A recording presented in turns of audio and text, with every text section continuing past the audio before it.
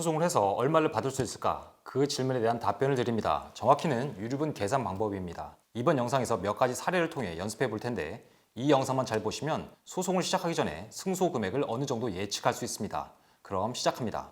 먼저 유류분을 계산하는 공식을 말씀드립니다. 당연히 한 번 보시고 알 수 없으니 영상 중간중간에 계속 반복하겠습니다. 제일 중요한 것이 유류분 산정의 기초재산입니다. 법률 용어가 어려운데 쉽게 말해 피상속인, 즉 돌아가신 분이 그 재산을 누구에게도 주지 않았다고 가정했을 때 돌아가신 분의 전체 재산이 과연 얼마나 됐을까?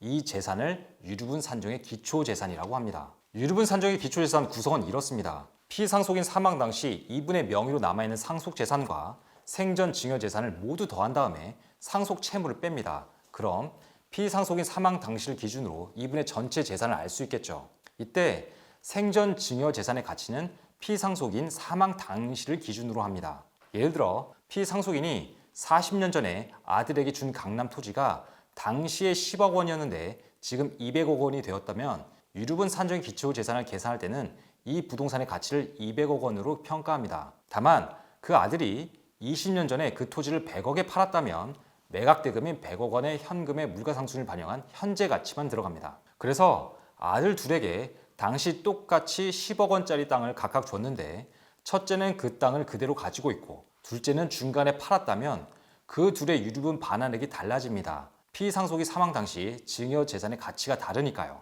유류분 산정의 기초재산액을 계산했다면 이제 여기에다가 유류분 비율을 곱해봅니다. 상속인이 피상속인의 자녀, 배우자라면 법정 상속분의 절반이고 상속인이 피상속인의 직계 존속이라면 법정 상속분의 3분의 1입니다. 2024년 4월 25일 이전에도 형제자매도 법정 상속분의 3분의 1이었는데 헌법재판소의 결정으로 형제자매의 유류분 반환 청구권은 이제 없어졌습니다. 그리고 유류분 산정의 기초재산액에다가 유류분 비율을 곱한 다음 여기서 원고가 받은 재산을 빼면 소송에서 승소할 수 있는 액수를 계산할 수 있습니다.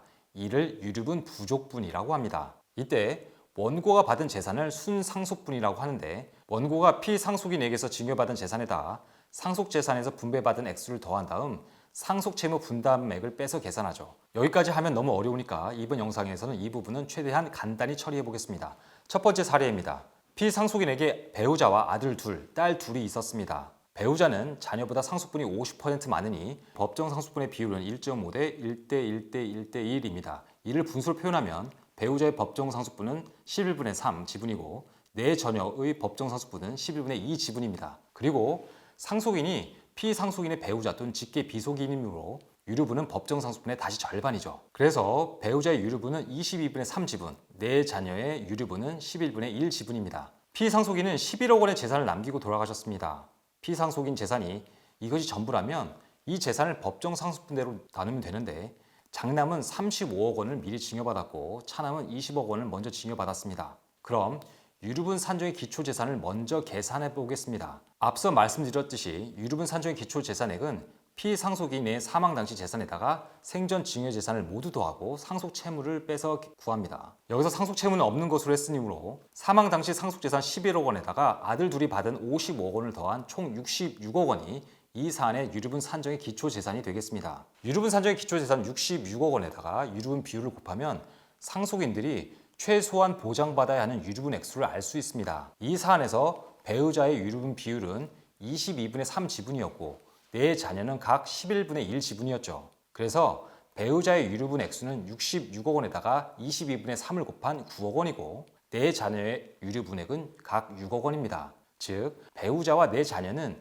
피상속인의 재산 중에서 9억 원 또는 6억 원을 최소한 보장받아야 합니다. 그런데 상속인 명의로 11억 원 재산이 남아 있습니다. 이때 남은 재산 11억 원은 법정 상속분대로 나누면 안 됩니다. 아들 둘이 많은 재산을 가져갔으니 아들 둘을 제외하고 배우자와 딸 둘이서 이 11억 원을 나눠야 합니다. 그럼 11억 원은 어떻게 나눌까요? 아들 둘을 빼고 11억 원을 1.5대 1대 1로 나누어 가지면 됩니다. 이를 분수로 표현하면 배우자는 7분의 3 지분, 딸 둘은 7분의 2 지분이 되고 이를 환산하면 배우자는 4억 7,142만 8,571원, 딸 둘은 각자 3억 1,428만 5,714원을 나누어 갔습니다. 그런데 배우자는 9억 원을 보장받아야 하는데 상속재산에서 4억 7,142만 8,571 1원밖에 못 받습니다. 유류분액 9억 원에서 순상속분액 4억 7,142만 8,571원을 뺀 4억 2,857만 1,429원이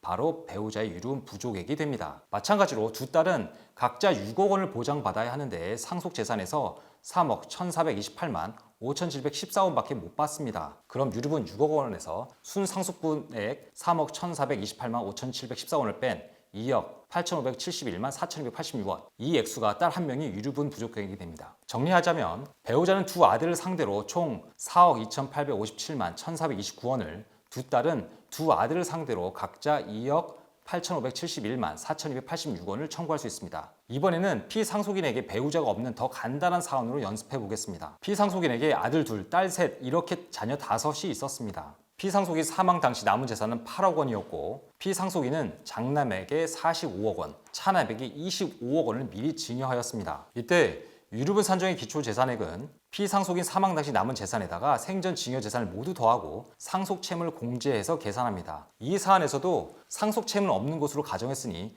유류분 산정의 기초 재산액은 78억 원이 되겠습니다. 자녀가 5이라 법정 상속분은 각 5분의 1 지분이고 상속인이 피상속인의 직계 비속인이므로 유류분은 법정 상속분의 절반입니다. 그래서 유류분 비율은 각 10분의 1 지분이 되겠죠. 재산을 받지 못한 딸 셋의 유류분은 각 7억 8천만 원이 됩니다. 그런데 이 사안에서도 상속재산 8억 원이 남아 있습니다. 앞서 보신 것처럼 남은 재산을 5분의 1로 나누지 않습니다. 아들 둘은 많은 재산을 가져갔으므로 남은 재산은 딸 셋이 차지해야 합니다. 8억 원을 셋이서 나누니 1인당 2억 6,666만 6,667원이 되겠습니다. 딸 셋은 각자 7억 8천만 원을 유류분으로 보장받아야 합니다. 그런데 상속재산에서 2억 6,666만 6,667원을 분배받았으니 이제 남은 재산이 없습니다. 그래서 딸 셋은 각자 유류분 7억 8천만 원에서 2억 6,666만 6,667원을 뺀 5억 1,333만 3,334원을 반환하라고 청구할 수 있습니다. 이때 5억 1,333만 3,334원을 유류분 부족분이라고 합니다. 이번 영상에서는 유류분 반환 소송에서 유류분 액수를 어떻게 계산하는지 두 가지 사례를 통해 연습해봤습니다. 어느 유류분 소송이나 이러한 구조로 되어 있다고 보면 큰 무리가 없겠습니다. 오늘 영상 좋으셨다면 구독, 좋아요, 알림 설정 꾹꾹 눌러주세요. 오변의 법률 포커스, 여러분이 궁금해하는 법률 이슈와 확실한 정보로 돌아오겠습니다. 감사합니다.